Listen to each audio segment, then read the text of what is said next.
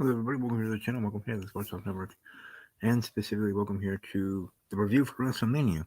But simply, as it was in the past once before as well, it's a two-night extravaganza. So this is the review of what was last night's night one, and I'm doing this here Sunday morning, April 3rd, 2022, at 10:16, 10:14, 10 to 10:16 a.m. here, moving forward in time. But anyways, just sharing that so you guys know exactly when I'm doing this video. I'm not doing it um, Sunday afternoon or Sunday night during night two. Otherwise, you could tell by my nonverbals if I was doing it in a different time. And because I want to make sure, as much as it might not matter, because this video won't be posted for a long time, um, I still want to at least have its authenticity in a sense of when it was created. So, anyways, no, I was looking forward to night one, and night one did not disappoint at all. What the heck? I mean, geez, when WWE wants to try, as fans say, when WWE wants to try, they hit it out of the park. They do it well, and I say that's exactly what happened for WrestleMania, and I certainly and thoroughly enjoyed it. Enjoyed it for what it was, and just forward to seeing how the rest of the show goes in that regard.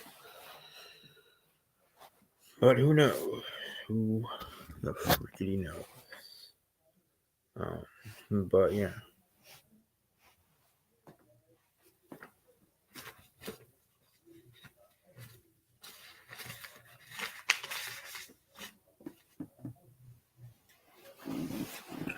Alright. Well, yeah, I got my stuff here. I got a Bible. If you can see that, it's right here. This thing. And then I got hat. Championship hat there. And the Super Bowl there. Even though it's back there. You know where it is? Back there. Not back there. Anyways, just pointing at things because why not? You see me in the background. But as I was saying, WrestleMania Night 1, stellar. I thoroughly enjoyed it. It was amazing. But did it make it be like the best WrestleMania ever? Maybe not, but it was pretty dang good. And even with the matches, even with the winners being who most wanted it to be for each match and predicted to be for each match and all that, the matches were still high flying, long going, many false finishes, which sometimes can be annoying, but in this way it worked for those matches, especially with the Cody Rhodes return. And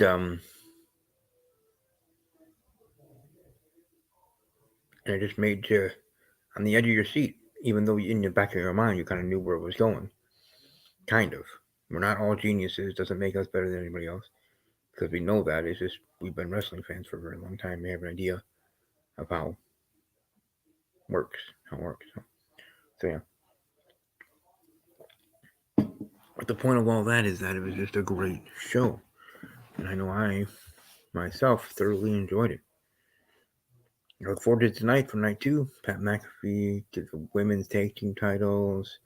The other tag team match that was supposed to be on night one but was bumped to night two. Um,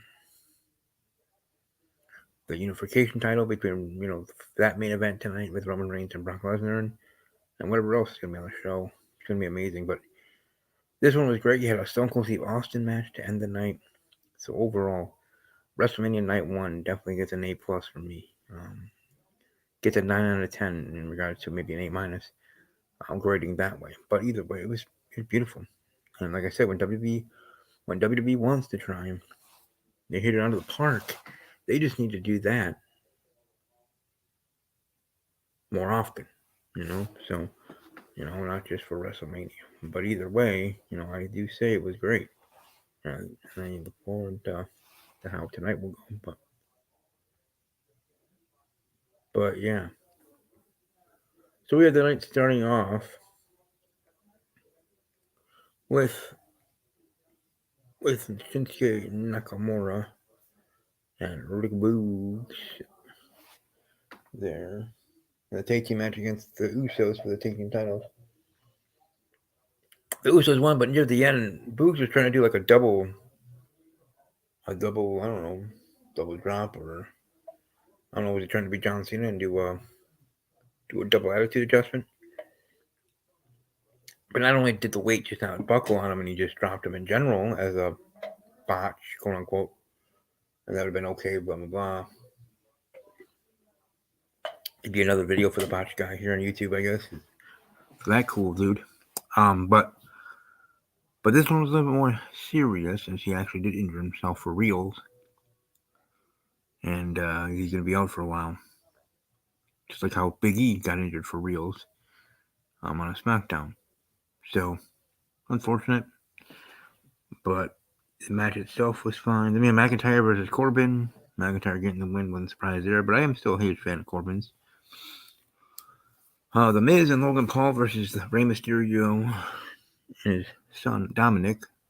So facing off against Mysterio, Miz and Paul won, and then the Miz turned on Logan Paul. So I guess Logan Paul's now a face, even though he is widely disliked in general.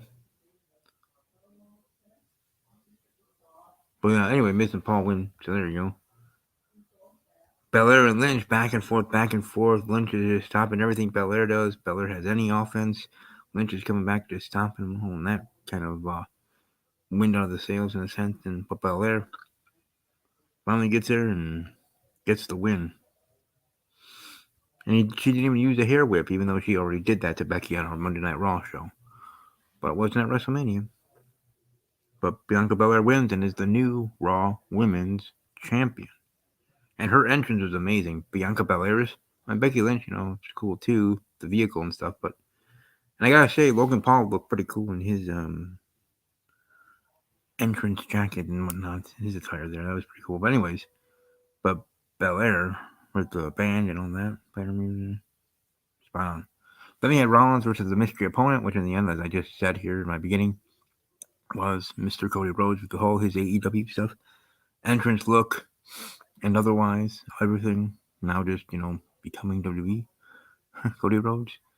So he didn't have to go back to, well, of course he wasn't going to go back to Stardust, but he didn't even have to go back to just even Dashing or the other Cody Rhodes that I'm sure he was okay with then or now, but he wanted to be what he is now, this Cody.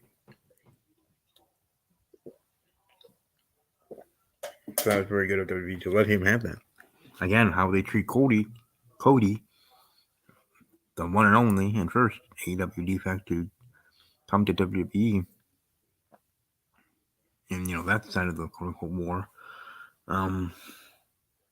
For any other wrestlers in AEW, whether they're high standing or low standing, for them to even think about coming to WWE, how WWE treats Cody on screen and I'm sure backstage, since they know more and would have more intel in the sense of hearing from the boys or the girls or whatever on how Cody's being treated there, that made them think maybe they will too make that jump. But Cody Rhodes getting the win there with a lot of false finishes, freaking people out. Rollins going to beat him? Oh no.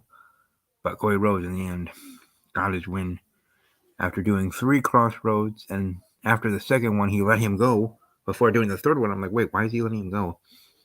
And he pays tribute to his late father, doing the punches and the boom, bionic elbow move that his father made famous. So, yeah. Then we had Rousey versus Charlotte Flair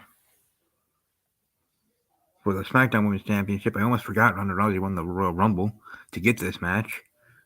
I just thought, she came back, and no, hello. Come on, Steve.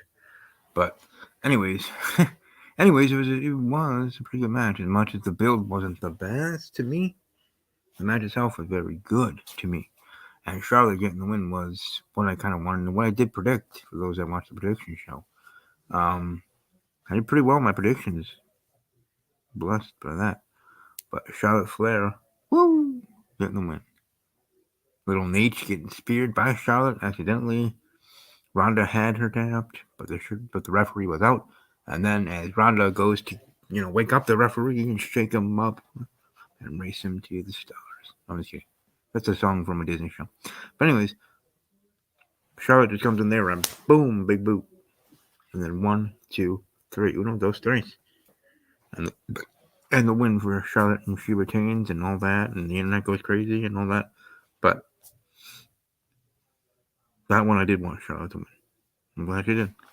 But it was a good match. But I mean, but also Charlotte. Charlotte had a little wardrobe malfunction. I certainly was enjoying seeing pictures of that. Nothing for that online. Well, she does have a nice rack. I think we enjoy pinching her titties. There's two. But yeah, Charlotte Flair. Yum. Yum indeed. But then again, she already, what was it? Had naked pictures of her online anyways already. But yeah. Then we had Steve Austin and Kevin Owens, the Kevin Owens show. They just talk back and forth, and in the end, they actually do have a match. I was wondering if it was going to go to a match, and even if it did, would it actually be a real match or just like a 10-second match and Austin winning or Kevin Owens winning? Because Austin couldn't do too much in regards to an actual match.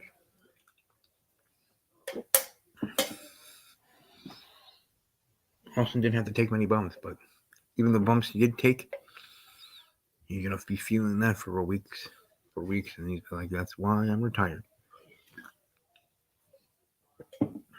But Steve Austin technically won a wrestling match, and I would have technically had that correct in regards to. I kind of said that in my predictions, like if they have a match, I would go with Austin, but I didn't predict them actually having a match. So either way, kind of have it right, kind of didn't. But all in all, people, I seriously do say WrestleMania Night 1, very, very good, as I already said. So let me know what you think. Leave in the comment section below. Share any other thoughts or ideas you have for me to make this more visually pleasing. Me, I'm still gonna look like me. So beyond me, what else around me do you guys want to see in regards to making this better when I make my official return back to YouTube with live videos? Not just your created videos. Um, at that time. Hopefully, if not October 12th, 2022, or at the latest March 28th, 2023. Hope you all have a great rest of your day, and above all else, as always, take care.